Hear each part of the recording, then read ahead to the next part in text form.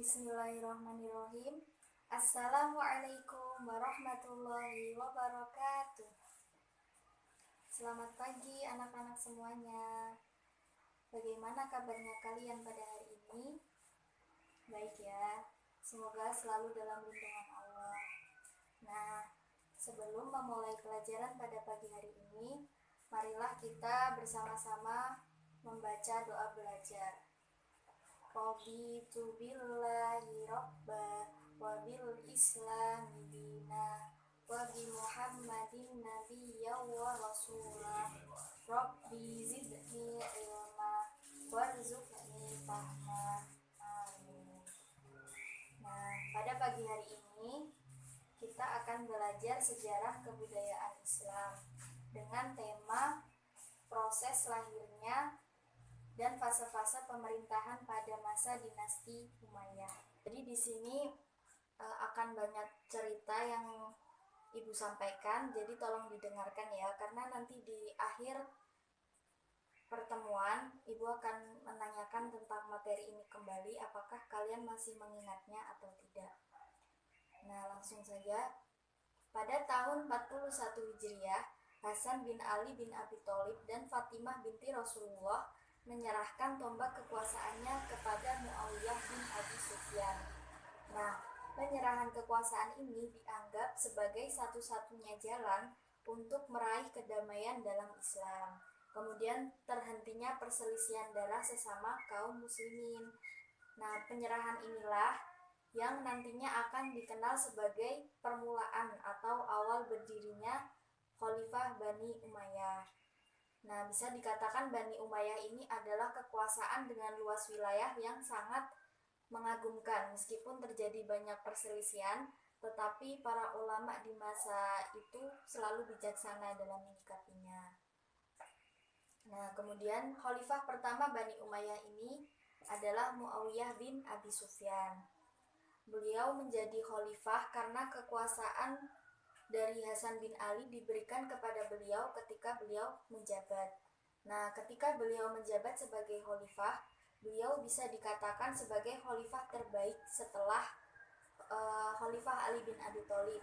Bukan hanya piawai dalam memimpin, tetapi juga beliau itu dikenal sebagai orang yang sangat soleh dan bijaksana. Kita tidak boleh mencela Muawiyah karena sejarah yang ditulis oleh orang-orang yang berpihak kepada Syiah. Nah, di Indonesia ini hampir buku-buku sejarah mencela Muawiyah dan putranya Yazid bin Muawiyah. Jika kita melihat kepada literatur yang ditulis kepada ulama ahlu sunnah, kebanyakan memuji Muawiyah dan Yazid. Tetapi jika kita menelusuri kepada orang-orang Syiah, di mata mereka Muawiyah dan Yazid ini adalah dua setan yang mengambil kekuasaan dari keturunan Rasulullah Shallallahu Alaihi Wasallam. Jadi silahkan dipilih kemana kalian semua mau berpihak. Nah, jasa Muawiyah paling fenomenal di dalam sejarah Islam ini adalah dibentuknya armada laut Islam pertama di dunia Islam. Nah, awalnya Muawiyah telah melihat celah kelemahan pasukan Islam yang selalu kewalahan menghadapi pasukan laut dari pasukan Romawi Timur. Nah, celah ini tuh sangat menguntungkan bagi musuh-musuh yang memiliki atau mempunyai armada laut yang lengkap. Namun Khalifah Umar masih menjabat khalifah dan tidak menyetujui pembangunan armada laut karena orang-orang Arab tidak terbiasa dengan laut. Nah, ketika masa Khalifah Utsman bin Affan, barulah proposal Muawiyah mendirikan armada laut ini mendapatkan persetujuan atau ACC secara penuh. Nah, ketika pecah pertempuran Batu-Shawari, pertempuran laut pertama bagi umat Islam, pada saat itulah militer Islam benar-benar menjadi momok yang menakutkan bagi musuh-musuh Islam. Nah, di darat pasukan Islam adalah kucing yang selalu mengalahkan singa, sedangkan di laut pasukan Islam itu seperti armada Islam bagaikan hiu yang bisa memangsa. Nah, selanjutnya kehebatan pasukan Islam yang menguasai daratan dan lautan dibuktikan dengan pasukan yang dibawa oleh Tariq bin Ziyad. untuk menginjakan kaki mereka pertama kali di benua Eropa. Nah, pasukan yang dibawa oleh Tolkien Ziyad adalah pasukan yang terbaik, yang mampu bertempur di darat maupun di lautan. Nah, pasukan ini pula yang pada akhirnya berhasil menaklukkan kerajaan Visigoth yang berkuasa di Andalusia pada saat itu. Bukan hanya menjinakkan kerajaan Donim saja, tetapi penduduk Andalusia pun diberikan kemerdekaan yang belum pernah mereka rasakan sebelumnya. Kemudian pasukan Islam dengan membawa misi perdamaian dan kesetaraan manusia. Tidak ada perbedaan manusia di mata manusia yang lain. Jadi semuanya sama gitu ya. Tidak ada perbedaan. Kedudukan manusia itu dibedakan di sisi Allah berdasarkan ketakwaannya. Nah, karena Islam itu adalah agama yang damai dan adil, maka orang-orang Andalusia pun berbondong-bondong untuk masuk ke dalam agama Islam dan tanpa ada paksaan sedikit pun. Nah, kemudian ketika Khalifah Muawiyah bin Sufyan wafat, kemudian digantikan oleh putranya, yaitu Yazid bin Muawiyah. Banyak orang-orang Yazid sebagai orang jahat karena seharusnya kekuasaannya diberikan kepada Al-Husain bin Ali bin Abi Thalib. Tetapi sebenarnya hal itu tidak bermasalah dan Al-Husain bin Abi Thalib tidak mempermasalahkan hal tersebut. Orang-orang yang membenci Muawiyah bin Abi Sufyan dan Yazid bin Muawiyah pasti akan menuduh bahwa dalam pembunuhan Al-Husain di padang Karbala itu adalah mereka. Padahal tidak pernah ada fakta terkait hal tersebut. Justru yang membunuh Al-Husain adalah orang-orang Syiah itu sendiri. Nah, tokoh yang paling bertanggung jawab atas gugurnya Al-Husain dan banyak ahli bait Rasulullah di Karbala adalah Ubaidillah bin Ziyad.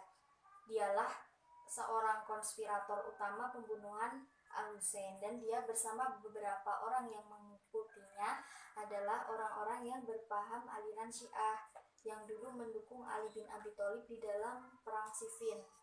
Nah, makanya orang-orang Syiah ini di hari kematian Husain, mereka menyiksa diri dengan berbagai macam pukulan hingga berdarah-darah. Nah, hal itu karena tradisi yang dibuat oleh Jayus atau Wabin, yaitu pasukan yang bertaubat karena mereka menyesal membunuh Husain dan berusaha menebus dosa mereka dengan menyiksa mereka sendiri. Nah, ini bisa dikatakan sebagai mereka itulah orang-orang sesat yang menebus dosa dengan kesesatan. Hum dollu wa adollu. Namun yang mengherankan itu malah justru banyak sekali penulis-penulis yang malah menyalahkan Yazid bin Muawiyah. Pada hakikatnya mereka itu bukan ahli sejarah tetapi ahli fitnah menuduh Yazid pembunuh Husain. Padahal saat kejadian itu Yazid pun tidak ada di Karbala. Pada dasarnya kekacauan sejarah itu pelakunya adalah dari aliran Syiah. Tetapi Ahlu Sunnah selalu menjadi kambing hitam seperti kisah perang Jamal dan perang Siffin pada saat itu. Nah, tidak lepas dari arogansi Syiah dan Khawarij, karena dua pihak itulah yang saat itu mempunyai nafsu besar untuk golongan mereka masing-masing. Bahkan saking berbahaya golongan Syiah ini, Khalifah Ali bin Abi Thalib pernah membakar hidup-hidup orang Syiah yang memuja Ali sebagai Tuhannya. Jadi mereka itu menganggap Ali sebagai Tuhan mereka. Pada masa Yazid bin Muawiyah, ini benar-benar terjadi banyak kekacauan. Selain terbunuhnya Al-Husain penduduk Madinah, tiba-tiba membatalkan baiat mereka kepada Yazid dan mengusir orang-orangnya Yazid. Maka Yazid pun mengultimatum penduduk Madinah untuk kembali kepada ketaatannya dan diberi waktu selama 3 hari. Jika mereka menolak persetujuan tersebut, maka pasukan Yazid akan memasuki Madinah dengan pedang. Namun sampai pada waktu yang ditentukan, tidak mengindahkan ultimatum Yazid. Maka pasukan yang diutus Yazid pun memasuki Madinah dengan pedang dan peperangan. Pasukan ini justru tidak mengikuti perintah dengan benar, padahal tujuan Yazid mengirim pasukan hanya agar penduduk Madinah tunduk dan kembali kepadanya. Tetapi pasukan ini justru membantai penduduk Madinah dan mengambil kehormatan wanita-wanita di Madinah, sehingga Madinah benar-benar berdarah pada saat itu. Nah, pada saat kekacauan ini terjadi, Yazid bin Muawiyah meninggal dunia dan semua orang pun menyalahkan Yazid karena ia mengirim pasukan ke Madinah. Yazid belum sempat memperbaiki kesalahannya atau meminta maaf, namun maut telah mendahulunya. Nah, inilah tahun-tahun di mana fitnah-fitnah bertebaran di muka bumi. Nah, dari kisah ini ada 3 golongan muncul dalam menyikapinya. Nah, yang pertama adalah golongan orang-orang yang membenci dan melaknat Muawiyah. Selanjutnya, golongan yang kedua adalah mereka yang tetap fanatik kepada Muawiyah dan Yazid apapun kejadiannya. Terus yang ketiga ini, orang-orang yang berusaha menemukan benang merah dari kekacauan tersebut. Mereka bersikap tidak fanatik, tidak juga melaknat. Nah, dari ketiga golongan ini, golongan ketiga inilah yang seharusnya kita ambil, karena setiap manusia itu mempunyai kebaikan dan kesalahan, apalagi kesalahan itu tidak dilakukan oleh tangannya sendiri. Tentunya kita tidak boleh melaknat mereka. Apapun kesalahan-kesalahan mereka, biarlah Allah yang menghisapnya, karena sesungguhnya Allah itu maha cepat perhitungannya. Nah, sampai sini paham kan semuanya? Nah, dipelajari lagi ya, supaya besok tidak lupa. Pertemuan selanjutnya nanti Ibu akan menanyakan kembali materi ini. Apakah kalian masih ingat atau tidak? Mungkin cukup sekian yang dapat Ibu sampaikan. Apabila ada kesalahannya, mohon maaf. Mari kita tutup dengan bacaan hamdalah bersama-sama. Alhamdulillahirabbil alamin. Wassalamualaikum warahmatullahi wabarakatuh.